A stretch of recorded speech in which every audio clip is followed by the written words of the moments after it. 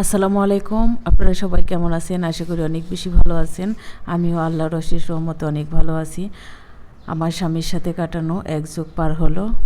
আজ 12 বছর শেষ করে 13য় পদার্পণ করলাম। আল্লাহ, তুমি আমার স্বামীকে সবসময় ভালো রেখো। দুজনের সুখে দুঃখে যেন একসাথে 1000 বছর পার করতে পারি। 1000 বছর তো আর বেঁচে থাকবো না, কিন্তু আমি চাই আমি যতদিন বেঁচে থাকি ততদিন যেন আমি আমার স্বামীকে কাছে পাই। আর আমি থাকতে যেন আমার স্বামীর কোনো কিছু না হয়। আমি আমার স্বামীকে অনেক বেশি ভালোবাসি। আল্লাহ, তাকে তুমি সুস্থতা দান করো, হায়াত দান করো, রিজিক দান করো। তাকে তুমি সব দিক দিয়ে আল্লাহ ভালো রাখো। স্বামীর থেকে অনেক বেশি ভালোবাসা পাইছি।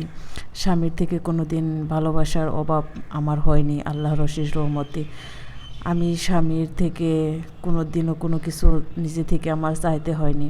সে আমার সব চাওয়া পাওয়া পূরণ করছে তার সামর্থ্য অনুযায়ী। আমি তার সামর্থ্যের বাইরে কোনো দিন কোনো কিছু আবদারও করিনি। স্বামীর প্রতি আমার কোনো অভিযোগ আল্লাহর অশেষ রহমতে নেই বললেই চলে।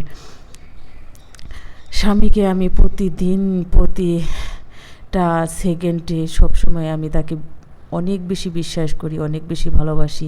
বিশ্বাস আর ভালোবাসাটা অনেক বড় কথা, সকলের ভাগ্যে জোটে না। আমার ভাগ্যে অনেক বেশি ভালোবাসা জুটেছে, আর আমি তাকে বিশ্বাসও করি।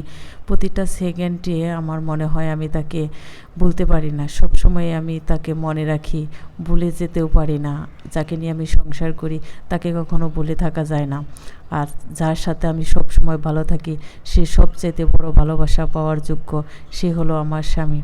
স্বামীর প্রতি আমার কোনো রাগ অভিমান কোনো কিছুই কিন্তু নেই। আমার স্বামীকে নিয়ে আমার কাটানো যতগুলো সময় আছে, যতটুকু ভালো সময় কাটাই, নিজেদের হাসি খুশি সময়টাকে সন্তানকে নিয়ে যখনই কাটাই না, সব সময়টা আমার কাছে অনেক বেশি উপভোগ্য মনে হয়। আর অনেক বেশি উপভোগ আমি করি আমার স্বামী সন্তানকে নিয়ে। আর সবচেয়ে বড় কথা হলো, আর্থিক অবস্থা খারাপ হলেও অনেক স্বামী আছে যে তার স্ত্রীর উপর অনেক বেশি রাগ খাটায়, কিন্তু আমার স্বামী কখনোই তা করে না। আমার স্বামী বলে যে আমার রিজিকে যতটুকু আছে আমি ততটুকুই পাবো, তার বাইরে কিন্তু কোনো কিছুই আমি পাবো না। আমার ভাগ্যে যা আছে তাই হবে। আমার সংসার নিয়ে আমি অত বেশি চিন্তা করলে, আর আমার ওয়াইফের সাথে আমি ঝগড়াঝাটি তারপর বকাঝকা করলেই যে আমার সংসারে টাকা আসবে এরকম না। সংসারে সুখও আছে আবার দুঃখও আছে, সব কিছু মিলিয়েই কিন্তু একটা সংসার শুরু হয়। আমার স্বামী আল্লাহর অশেষ রহমতে অনেক ভালো, পজিটিভ দিকটা তার দিকে আমি দেখেছি। নেগেটিভ আসলে আমি কখনো দেখিনি। সে নেগেটিভ চিন্তাভাবনা একটু কমই করে। আল্লাহ তাকে সব দিক দিয়ে সুখে রেখেছে। আমি চাই তার আর্থিক অবস্থাটা আল্লাহ তুমি ভালো করে দাও, আমাদেরকে নিয়ে যেন সে সব সময় সুখে শান্তিতে জীবনযাপন করতে পারে। তার কোনো অভাবই তুমি রেখো না। মানুষের আর্থিক অবস্থা খারাপ হতেই পারে, তাই বলে সেটা স্থায়ী হয় না। এর কিন্তু পতন আছে, শেষ আছে।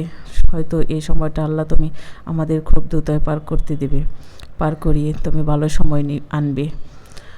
আর আমি 12টা বছর পার করলাম।